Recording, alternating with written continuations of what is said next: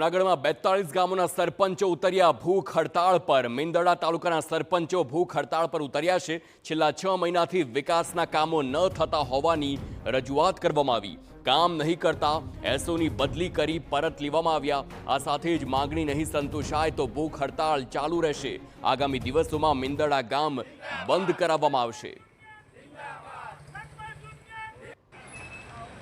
અમે અલ્ટિમેટ આપેલું હતું કે અમારા કામો તાત્કાલિક ગતિથી પૂરા કરો અને અમારા બિલ મંજૂર કરો। એ સંદર્ભમાં અમે 17 તારીખનું અલ્ટિમેટ આપ્યું હતું અને આજે 18 તારીખે તમામ 42 ગામના સરપંચશ્રીઓ આજે અમે ભૂખ હડતાલ ઉપર ઉતર્યા છીએ।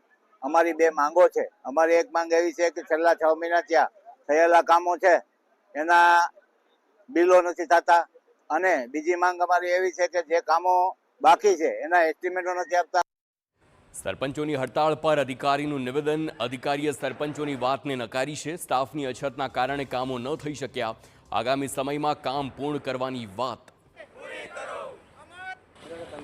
હાલ જે જૂના 29 કામો થયા છે તે તપાસ અંતર્ગત છે કે જેમાં વેરિએશન આવે છે, તેમાં થોડીક ક્ષતિઓ રહી ગયેલી છે।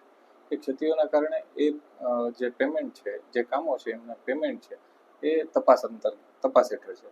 જિલ્લા પંચાયત કક્ષાએ એ તપાસ પૂર્ણ થશે ત્યારે એ 29 કામો જે છે એમાં શું નિર્ણય લેવાશે ત્યારબાદ નક્કી થશે। તો બીજી તરફ ગત વર્ષના બિલોમાં મોટી ગેરરીતિ થઈ હોવાની પણ વાત સામે આવી। 29 જેટલા શંકાસ્પદ બિલો પર તપાસ પણ બેસાડવામાં આવી। એન્જિનિયરે કરાવેલા હોય તેને જ તેનું બિલ કરવાનું હોય, તેના માપો તે જ લઈ શકે।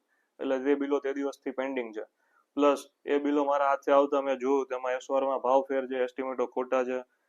એ બધું જાણ કરતા મેં આગળની બિલની પ્રોસેસ માટે જિલ્લામાં જાણ કરેલી કે આમાં એસ્ટિમેટ ને બધું ખોટું છે। તેથી ડીડીઓ સાહેબે ત્યાં જૂના એન્જિનિયર ઉપર 29 ઇન્કવાયરી, એક નહીં પણ 29 ઇન્કવાયરી બેસાડેલી છે। એ ઇન્કવાયરીને લીધે કામો પેન્ડિંગ છે।